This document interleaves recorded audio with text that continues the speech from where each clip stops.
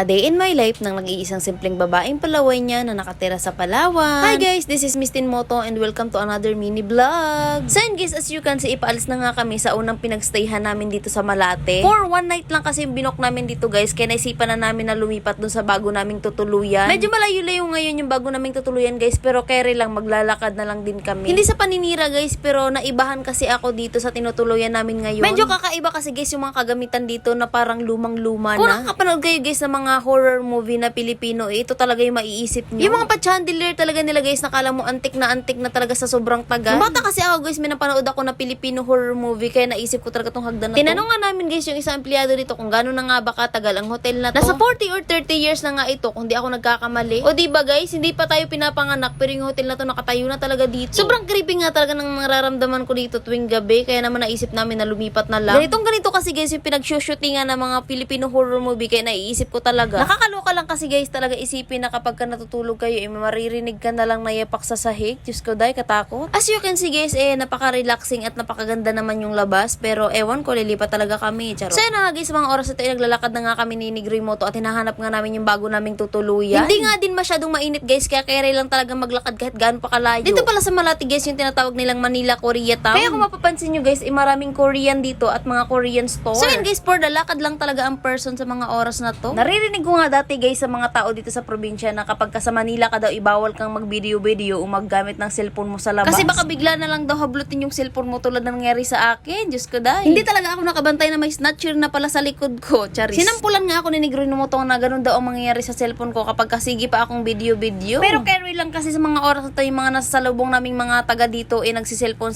din naman at hindi na rin naman sila takot. Hindi na rin naman kasi guys tulad ng dati na kapag ka nag-cellphone ka sa labas, bigla na lang hahalabutin yung cellphone mo. Kaya naman sa panahon ngayon, doble ingat na lang talaga tayo guys para hindi tayo manakawan. So ayun na nga guys, pagkatapos ng mahaba-habang paglalakbay namin, inarating na rin namin yung aming bagong tutuluyan. Ito nga pala ang aming tutuluyan guys, ang Hotel Juliano. Dito na nga kami guys tutuloy hanggang sa makauwi kami ng Palawan. Mas maganda nga to guys sa unang tinuluyan namin dahil aircon nga ito at may TV na rin sa loob ng room nila. At ang kagandahan pa guys, malinis nga yung loob ng hotel na to. Kaya naman kahit paano inagustuhan ko na rin talaga dito. 12 PM nga kami dumating dito guys, pero yung check-in namin is 2 PM pa. Kaya naman pinaiwan na lang namin yung gamit namin dun sa lobby nila at naglakad na rin kami ni Negro Moto dahil hanap nga kami na pwede namin pakainan. Nag-ikot-ikot na lang nga din kami guys sa Robinson, Manila para naman kahit paano hindi masayang oras namin kakaantay doon. 2 PM pa kasi guys yung check-in namin, kaya naman may oras pa kami maglakad-lakad. So yun na nga guys, nung matapos nga kaming mag-lunch, pabalik na nga kami nito sa hotel na tinutuluyan namin. O siya guys, hanggang dito na lang din yung vlog ko. This is Miss Tinmoto ng Palawan. Thank you for watching and bye!